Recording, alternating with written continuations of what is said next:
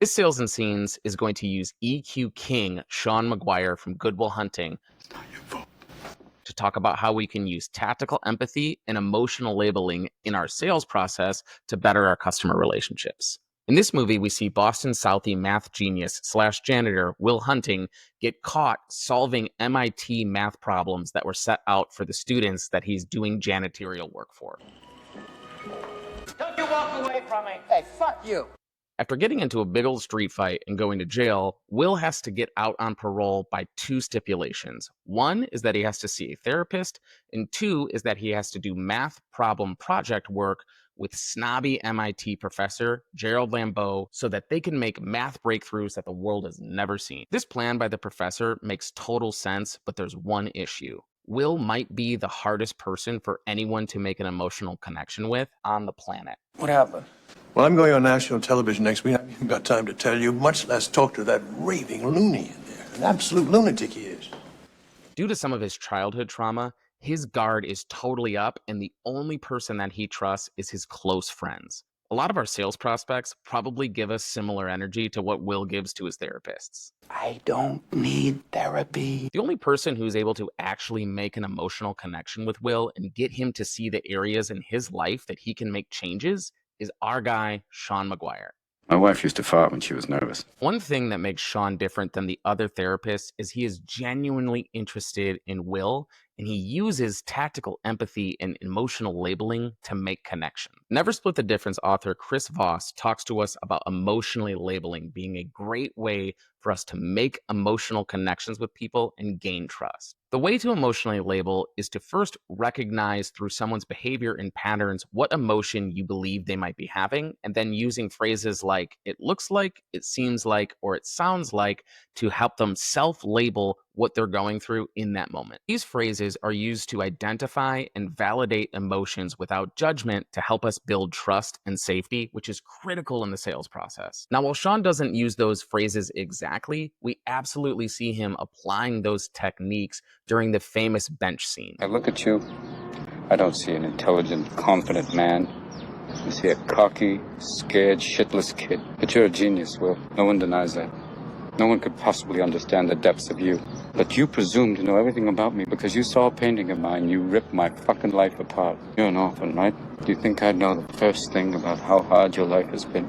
How you feel? Who you are?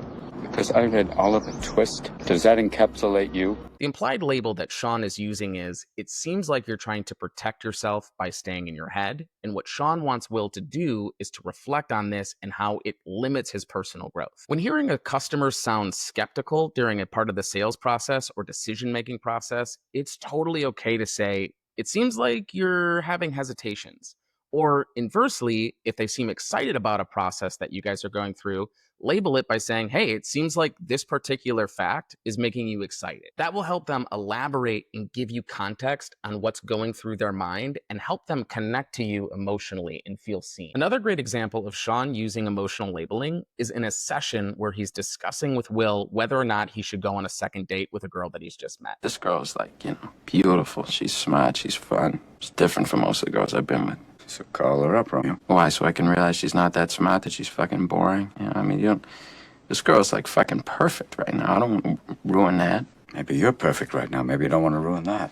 Reading between the lines in what Sean has just said is, it sounds like you're afraid of getting hurt. When people are able to self-label what's going on in their head, it's either going to increase a positive experience or decrease fears, anxieties, and negative thought. That, by proxy, will help them get into their rational mind of what they really are thinking and what types of decisions they want to make, and also helps them connect with the person who just helped them self-label, and it builds trust and credibility. You're not perfect, sport.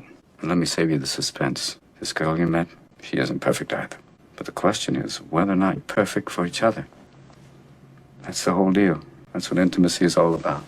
Most importantly, using self-labels will help you differentiate yourself from other salespeople that could potentially be in your prospect's process. Bad salespeople make most of their goal in dialogue and sales processes about their own individual wants and needs. It's not about you, you mathematical dick. It's about the boy. But in sales, we need to remember that it's less about what we need and want, but more about what the customer needs and wants. Understanding how to talk about emotions is critical in the sales process because people buy on emotions. Any decision that you typically make and any change in your life you're going to make, there's typically a lot of emotional baggage that's tied to that decision-making process. The more we can understand how to label and connect and build trust in our sales process using things like looks like, sounds like, feels like, when we pick up those patterns, the better we are going to be in our sales process. And we are going to make connections like Sean and Will.